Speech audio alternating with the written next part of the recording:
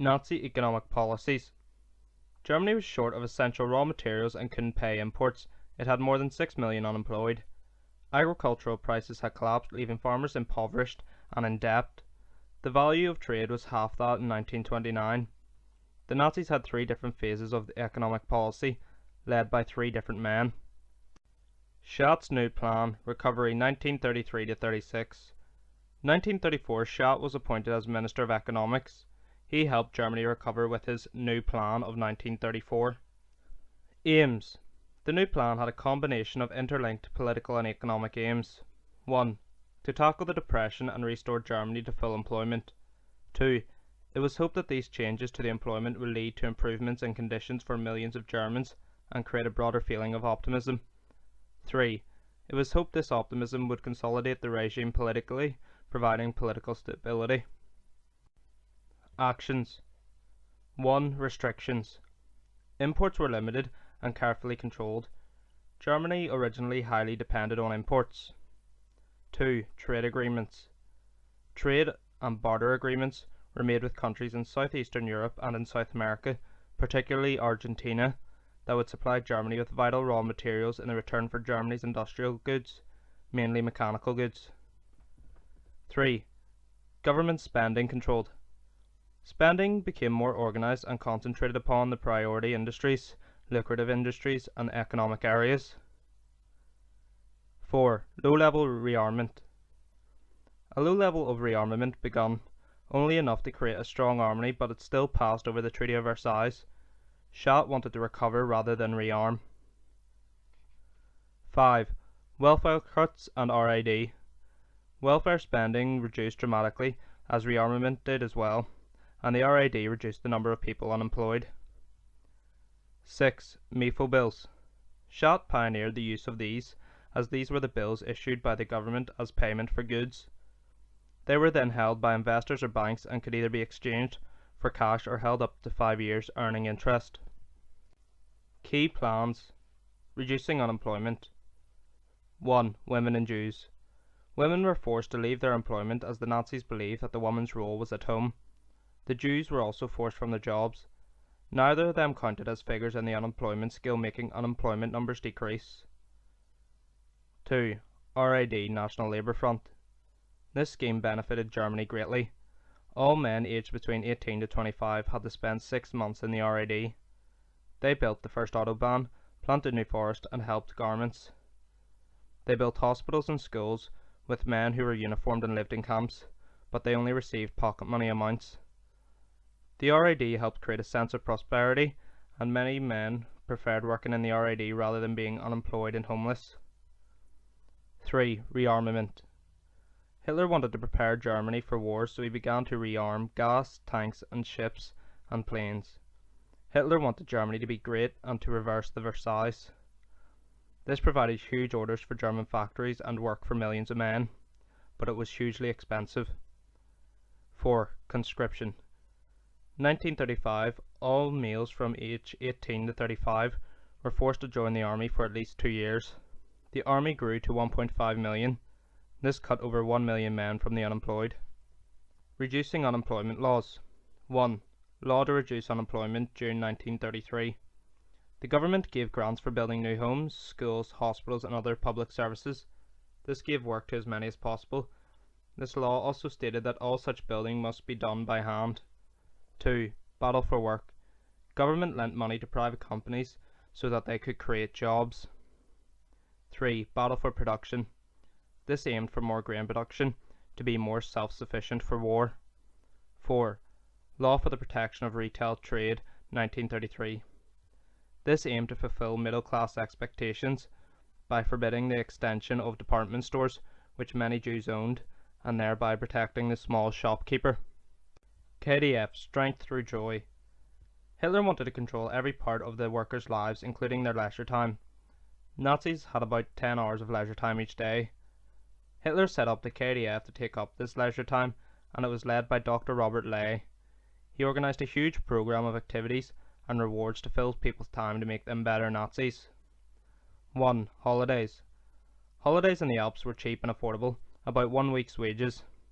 Hitler's new Autobahn made travelling easier, and there was 3-week tours of Italy available for the best workers. 2. Cruises. 2 large ships were built. They offered low-cost tours to the Canary Islands for the best workers.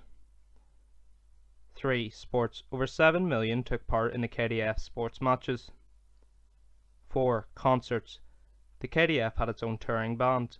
Millions saw their first plays, musicals and operas. 5. Volkswagen Beetle. The Beetle was the people's car, and it was made easy to get on a savings scheme for the workers.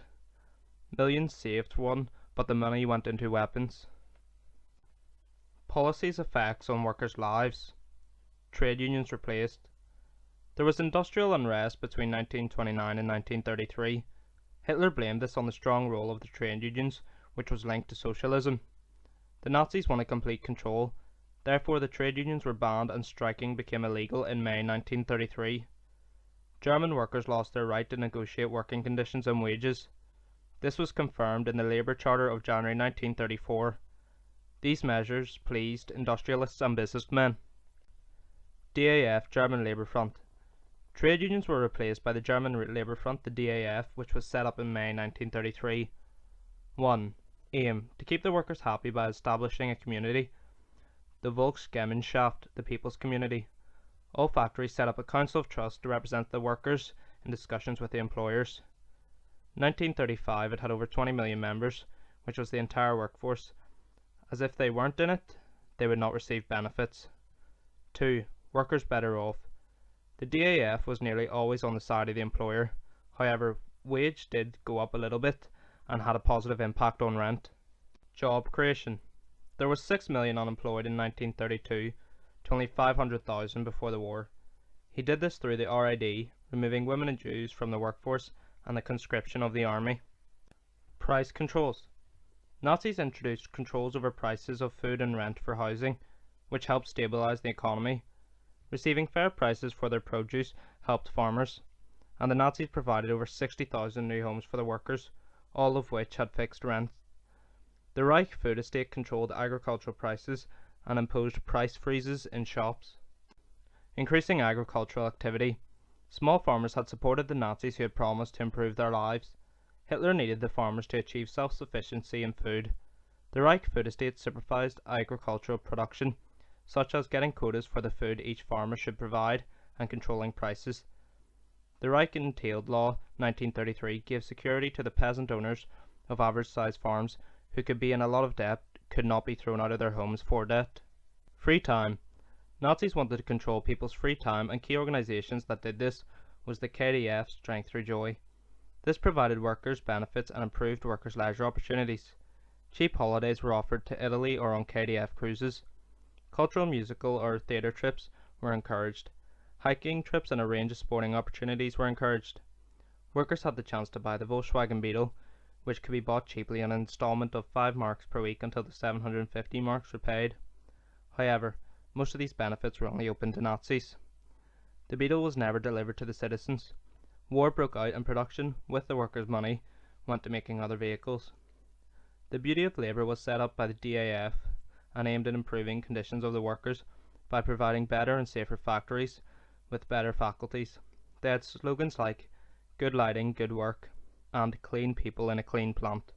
Schachts' successes. 1. Trade surplus. 1935 Germany had a small trade surplus. They had more exports than imports. 2. Unemployment fell. It fell from 6 million in 1932 to 1.6 million in 1936. 3. Production increased. It increased by nearly 50%. 4. Landowners benefited. Large landowners gained from the increased demand for food. 5. Industrialists benefited. They benefited from the smashing of the trade union movement. 6. Rent and price control. Most families benefited from the controls over prices and rent. This also helped to stabilize the economy. 7. Farmers benefited. The farmers receiving fixed prices for their produce also helped the farmers. Schachts' failures. 1. Import issues. They could not disguise the fact that Germany was still buying more than it was making and selling abroad. Gold and foreign currency reserves were running low. 2. Battle for production. While production of most foodstuffs increased, progress was hampered because of the shortage of labour, shortage of machinery, and poor harvests. A Gestapo report in 1936 claimed, "The farmer surfaces as one member of society who is least enamoured in National Socialism." 3. Price freezes and shop closures. Small businessmen suffered from the effects of price freezes, and by 1939 almost 200,000 small shops have gone out of business. Big businesses took precedence over the needs of the middle classes, the Mittelstand. 4. Employment restrictions. Experienced women and Jews were forced out as well. 5. Restrictions over work schemes. Men employed in work schemes organised by the National Labour Service were not paid real money, but they were not included in the unemployment figures. 6. Disagreements over economic priorities. There were increasing disagreements over priorities. Schacht favoured boosting exports and slower rearmaments, whilst Hitler and Göring favoured rearmament. The German economy recovered. However, by 1936 Hitler was keen to prepare for war and was increasingly pressuring Schacht to rearm. Schacht argued that Germany could not both increase its standard of living and rearm. By 1936, Schacht was increasingly ignored by Hitler and finally forced to resign.